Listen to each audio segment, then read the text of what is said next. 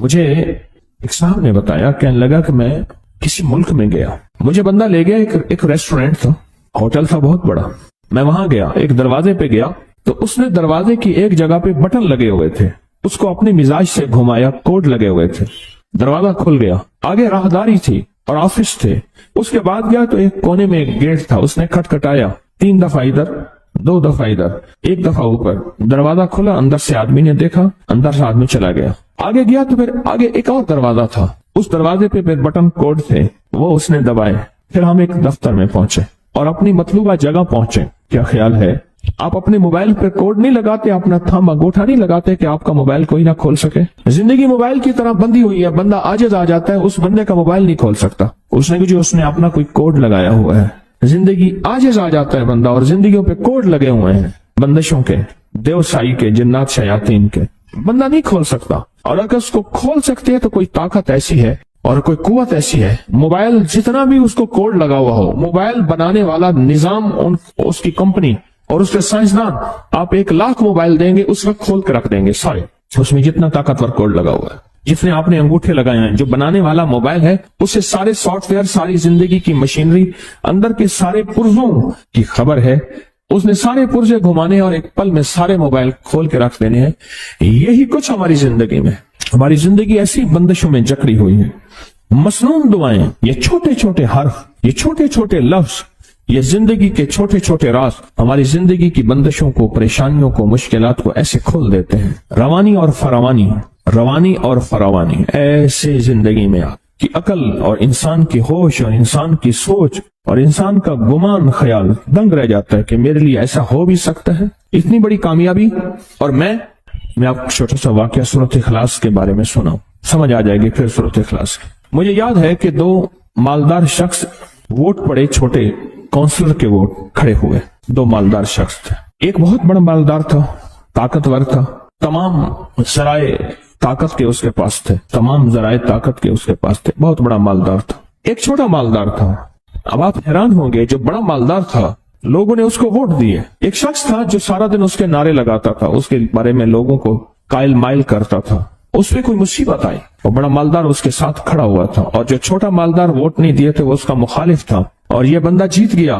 ایک بہت طاقتور شریر آدمی نے اس کو نقصان پہنچانا چاہا، ہوا یہ کہ دیوار گر گئی۔ جب دیوار گر گئی بارش کی وجہ سے، ساون بادو تھا، اب جب اس نے دیوار دینا چاہی، ساتھ والا پڑوسی کہنے لگا یہ دیوار ہماری مشترکہ تھی، لہٰذا گر تو ویسے گئی ہے، آپ میری جگہ چھوڑ کے آگے دیوار دیں۔ تو اس نے کہا یہ دیوار میری ذاتی تھی، میری خاندانی تھی۔ اس پہ جھگڑا ہو گیا، اور اس میں جب جھگڑا ہوا تو وہ جو چھوٹا مالدار تھا وہ دیوار والے کے ساتھ ہو گیا، جس کا مطالبہ تھا وہ لیکن واقعی ناجائز تھا، اور جو بڑا طاقتور تھا وہ اس کے ساتھ ہو گیا۔ آخر یہ اپنا حق جیت گیا اور اس نے اپنی جگہ پہ دیوار دی۔ آپ کی زندگی میں کئی حق ہیں جو جناتی، شیطانی اور دیو مار دیتے ہیں، آپ کو زندگی سے محروم کر دیتے ہیں۔ بڑی طاقتور چیز کو اپنے ساتھ رکھیں، بڑی قوت کو اپنے ساتھ رکھیں، اور بہت بڑے نظام کو اپنے ساتھ رکھیں۔ اور وہ بہت بڑا نظام کون ہے؟ وہ ایک ایسی ذات ہے جو نظر نہیں آتی پر ہے، اور اس نظام کی تعریف، اس طاقتور نظام کی تعریف کیا ہے کہ اس کے پاس ہے ملک، مال، اقتدار، حکومت کیا ہے؟ وہ طاقتور نظام آپ کے ساتھ ایسی آ جاتا ہے۔ کیوں پریشان؟ کیا ہوا؟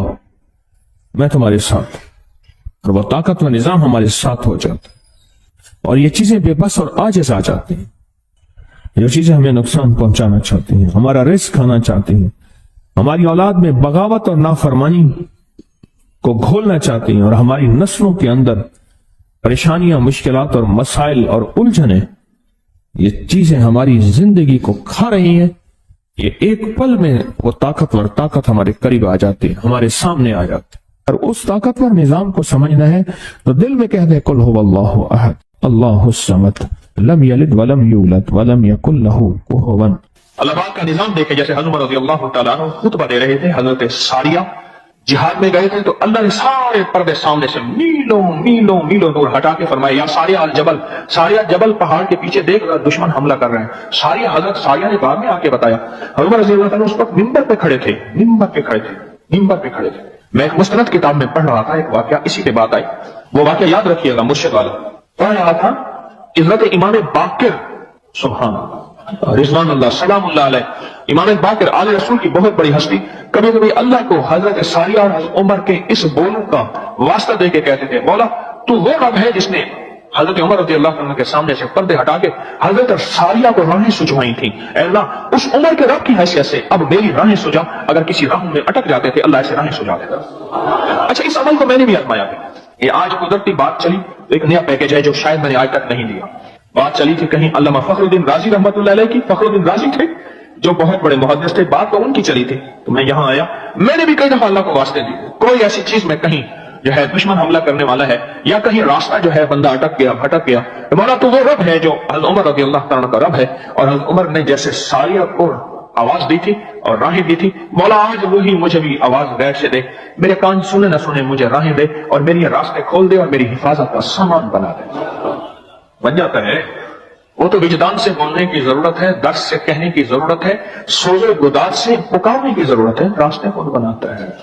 یہ جو وظیفے ہیں کسی درویش کی یا کوئی درویش نے جس کو اجازت ہے اس کی اجازت صحیح ہو، ہر بندہ اجازت دینا نہ شروع کر دے، اجازت کے پیچھے نسبتیں چاہیے، ان نسبتوں کی طاقت چاہیے، وہ جو اجازت ملتی ہے اس اجازت کے اندر جو تاثیر ہوتی ہے، اس میں جو کمال ہوتا ہے، اس میں جو اندر کی کیفیتیں ہوتی ہیں، اس اجازت سے نسلوں میں تمنگری، دولت، رزق، عزت، صحت ایسے بارش کی طرح برستی ہے۔ میرے جو مرشد تھے حضرت خواجہ سید محمد عبداللہ حجویری رحمت اللہ علیہ، میرے مرشد جو تھے وہ حضرت داتا صاحب کی سچی آل میں سے تھے، مجھے جاتے جاتے انہوں نے اجازت دی 1991 ستمبر میں، اور مدینہ منورہ فرمایا میں جا رہا ہوں، بس اب بقی میں، اور بقی کے اندر جا کے سو گئے۔ اب بھی میں مرشد کے ہاں جاتا ہوں تو جنت البقی کے قبرستان میں ان کی نسبتیں دیکھیں کتنی اونچی ہیں، پھر وہ نہیں 26 بڑی ہستیوں نے مجھے خلافتیں اجازتیں دی، 26 سے بلکہ زیادہ اجازتیں اور خلافتیں دی، اور ان کی توجہات ہیں، ان کی پیچھے دعائیں ہیں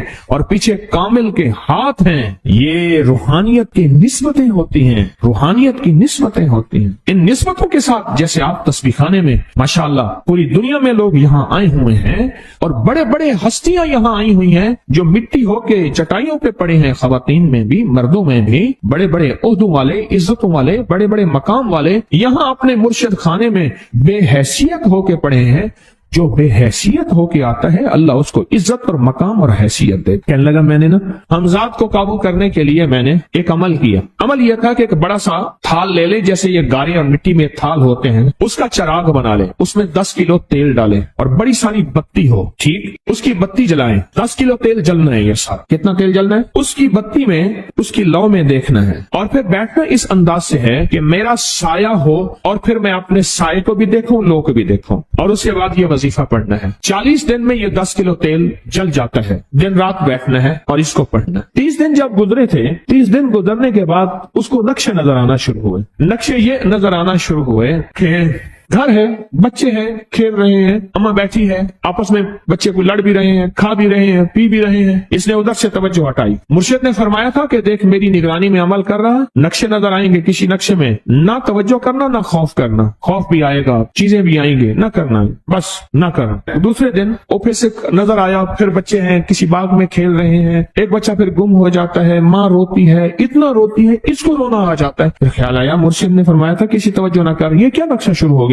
اچھا 2 دن کے بعد نقشہ آیا، بچے کھیلتے کھیلتے کھجور پہ چڑھ گئے، ایک بچہ جو اوپر سے گرا اس کے بازو ٹوٹ گئی، لات ٹوٹ گئی، اب پتہ چلا وہ تو مر گیا۔ اب اس کی میت پہ جو اماں نے بین ڈالے، جو ابے نے روئے اور گھر کی مائیاں روئی، اصل اس کو وظیفے سے ہٹانا تھا اور اس کی نظر جو وہ وہاں سے نظر سے ہٹانا تھا۔ پھر اس کو مرشد کا خیال آیا کہ توجہ نہیں ہٹانی، دھیان نہیں ہٹانا۔ پھر خیال آیا جب مرشد کامل ہو فائدہ کبھی نہیں ہوگا جب تک یقین کامل نہ، اصل توجہ ہٹانی ہے، اور بہت زیادہ رونا اور اتنا رونا کہ سرکار کا خیال آیا، بچے کو لے جا رہے ہیں، اس کی میت پھر قبر کھود رہے ہیں، پھر اس کا یہ کر رہے ہیں، رونا اتنا کہ اس کے آنسو، رونے کی کوئی کیفیت تھی مائیوں کی۔ 2 دن ابھی رہتے تھے 40 دن میں سے، تو پھر وہی گھر نظر آیا، بچے کھیل رہے ہیں، شوہر آیا، اس نے آ کے کہا مجھے روٹی دو، اس نے کہا گھر میں تو کچھ بھی نہیں ہے، لکڑیاں ہی نہیں ہیں، آپ نے کچھ دیا ہی نہیں، میاں بیوی کی لڑائی ہو گئی۔ اس نے کہا پھر ٹھیک ہے میں آج سب کو جلا دے۔ اس نے کہا لکڑیاں لے آیا، ادھر ادھر سے لکڑیاں لا کے نہ سے اس نے لکڑیاں جلائیں، बच्चों को उठा के जो डाला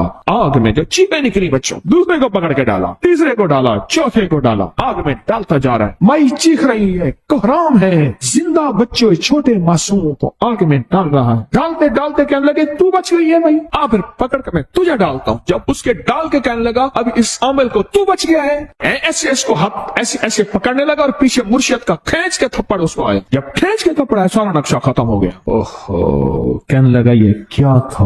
मुर्शिद कामिल ऐसा हो गया जरा लूलू दे विच वसे हो, नाल निगाह दे पाक करेंदा, ना साबुन सज्जी धत्ते हो। ये उस वक्त होगा जब यकीन होगा, जब तेरा यकीन कमजोर है। मुर्शिद कामिल है, यकीन कामिल नहीं, नाकाम रहेगा सारी जिंदगी, थर्मामीटर लगाता रहेगा। कोई कह देगा कि तेरा मुर्शिद 1 नंबर है, वली है, कहा सुभान अल्लाह। कोई कह देगा 2 नंबर है, कहे तौबा तौबा। सारी उम्र इसी जिंदगी में रहेगा, कभी नहीं पा सकेगा। 40 दिन के बाद मुर्शिद की खिदमत में हाजिर हुआ और सारे नक्शे बताए। फरमाया ना बताओ, हम देख रहे। अल्लामा फखरुद्दीन राजी रहमतुल्लाह अलैह का मशहूर वाकया है, मुरीद जो है आपका सैकड़ों मील दूर, और वो मुरीद वो था जो सारी उम्र अल्लाह के वजूद को कहता रहा कि अल्लाह के वजूद को ना मानने वाले कहते थे कोई अल्लाह नहीं है, कहाँ है दिखाओ, हर चीज खुद ब खुद बन गई है, खुद ब खुद खत्म हो जाएगी। उनके पास 100 दलीलें थी।